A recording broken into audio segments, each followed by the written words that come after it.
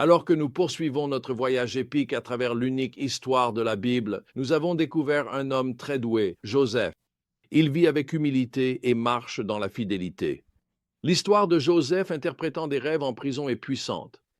Elle démontre que les desseins de Dieu se réalisent toujours, même lorsque nous ne voyons pas l'ensemble du tableau.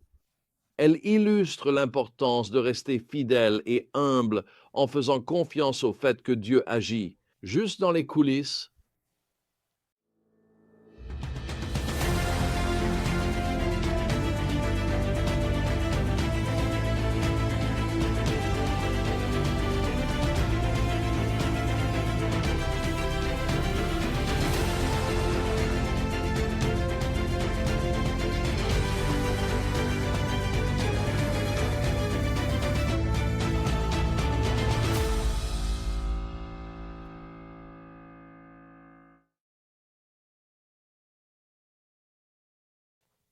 Alors que nous reprenons l'histoire dans Genèse 40, Joseph a été injustement emprisonné après avoir fui les avances de la femme de son maître.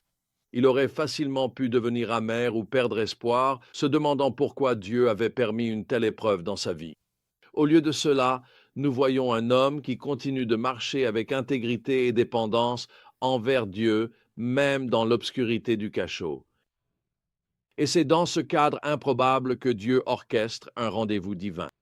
Le chef du Pharaon, les chansons et le boulanger sont jetés dans la même prison sous la garde de Joseph. Une nuit, tous deux font des rêves qui les laissent troublés et perplexes. Joseph, constatant leur détresse, propose d'interpréter leurs rêves, mais pas avant de faire une déclaration cruciale. Les interprétations n'appartiennent-elles pas à Dieu? C'est une déclaration profonde. L'humilité et la foi de Joseph. Même si Dieu lui a donné la capacité d'interpréter les rêves, Joseph rend rapidement à Dieu ce qui lui revient. Il reconnaît que ces dons ne viennent pas de lui, mais qu'ils sont destinés à orienter les autres vers la souveraineté et la bonté de Dieu. Et alors que Joseph écoute les rêves et en offre l'interprétation, cette souveraineté se manifeste pleinement. Il prédit que dans 3 jours, l'échanson sera rétabli dans sa fonction, tandis que le boulanger sera exécuté. Et en effet, le 3e jour, le jour de l'anniversaire de Pharaon, tout se réalise exactement comme Joseph l'avait annoncé. C'est une démonstration saisissante de la puissance de Dieu et de son timing parfait. Même dans la souffrance de Joseph, Dieu tissait une histoire qui allait finalement conduire au salut de nombreuses vies.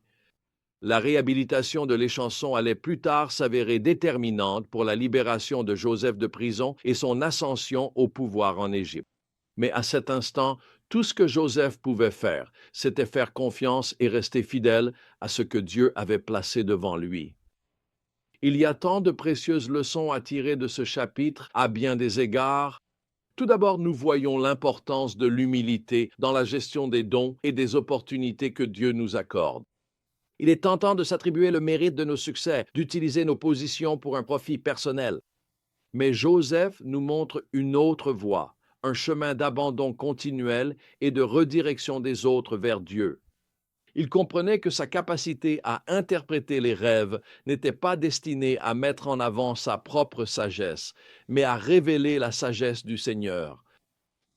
Deuxièmement, nous sommes rappelés que le timing de Dieu est toujours parfait. Même lorsque cela semble terriblement lent, Joseph a dû attendre 2 années entières après avoir interprété les rêves avant d'entrevoir la moindre délivrance. Le psaume 105, verset 19 nous dit « Jusqu'à ce qu'il avait dit s'accomplisse, la parole du Seigneur l'éprouva. » La foi de Joseph a été affinée dans le creuset de l'attente, alors qu'il continuait à faire confiance au plan de Dieu, même lorsque celui-ci n'était pas encore visible à l'œil nu. Et enfin, nous voyons la puissance de rester fidèle dans les petites choses, même lorsque nous ne pouvons pas voir l'ensemble du tableau. Joseph n'avait aucune idée que sa gentillesse envers les chansons conduirait un jour à sa libération et à sa promotion, mais il a continué à servir avec excellence et compassion, même dans les tâches banales de la vie en prison.